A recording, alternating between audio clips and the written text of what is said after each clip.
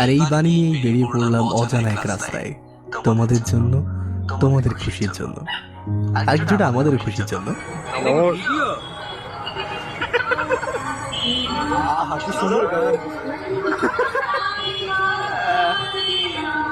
আমিও কথা দিলাম, এইটা আমাদের গাইড সাহেব। কোথায় হাত দিলাম ভাই? এটা করে কোথায় হাত দিয়ে ফেললাম? ওই যে আসছি নাকি এটা? কই? হ্যাঁ, আসছি। এটা এখন এখানে করতে হবে, এটা এখন এখানে বাসটা তুলতে হবে। আমি একাই তুলে দিয়েছি। তো সিন ছিল এমন যে কিছু পুলিশ মানে উঠতে দিচ্ছিল না মেন রাস্তাতে।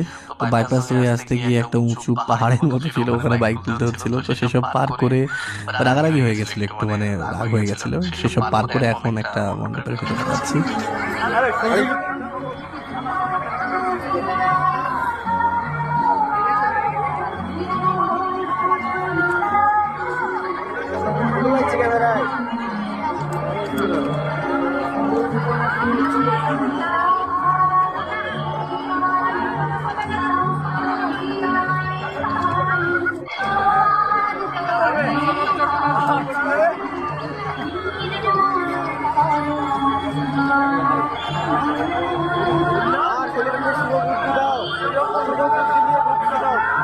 টিকিট সংগ্রহ করে আপনারা মন্দিরের মধ্যে প্রবেশ করতে পারেন। আচ্ছা, টিকিট কাউন্টারটি শনি মন্দিরের পাশেই প্রবেশদ্বারের ডান পাশে করা রয়েছে। আচ্ছা, এই জল পরিষেবা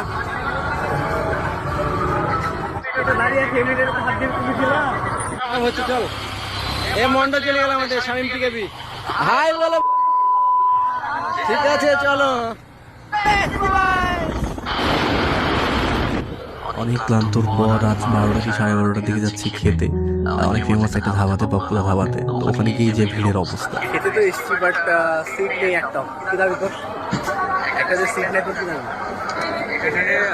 এখানে এরকম ভিড় হওয়াটা একটু প্রচুর ভিড়। এখন বাচ্চা রাত 12টা, বাট এখনো প্রচুর ভিড়। আমার ভাই প্রচুর ভিড় পাচ্ছে। ভিতরে বলে দিয়েছে যে আমাদের জন্য একটা টেবিল রাখতে, ততক্ষণ তোমরা জাস্ট বাইরে ভিড়টা দেখো, ভিতরে কোনো ভ্যাকেন্সি নেই। এতক্ষণ ওয়েট করার পরেও পছন্দের খাবার পেলাম না, জাস্ট চিকেন কষার বাটার নান দিয়েই ডিনারটা সারতে হলো। জাস্ট খেয়ে বেরোলাম, বান্তি করতে যাচ্ছি।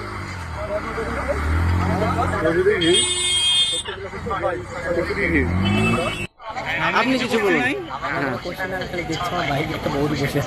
আচ্ছা, মোদি তাহলে সব শেষ করে জাস্ট এই বেরোলাম। তো খাবার টাবার খেয়ে নেক্সট প্যান্ডেলের দিকে এগোলাম। এখানে একটু লোচা হয়ে গেছিলো, একটু ঝামেলা করে লাইনের মধ্যে ঢুকে গেছিলাম। ধ্রুব এখন ওটা বোঝাবে আমাকে।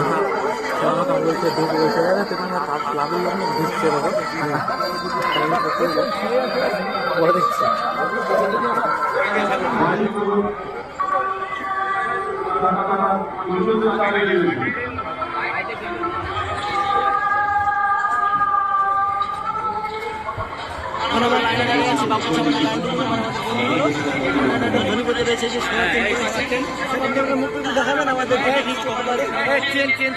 একদম ঠিক আছে, একদম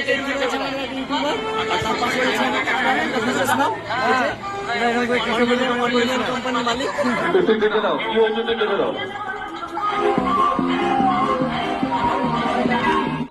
ওখান থেকে বেরিয়ে রাস্তার মাঝে বহু কষ্টে চা কাকাকে পেলাম। চা না খেলে ঘুম ভাঙছিল না, বাড়ি যেতে হবে এবার। তো চা খেয়ে এনার্জি নিয়ে নিলাম।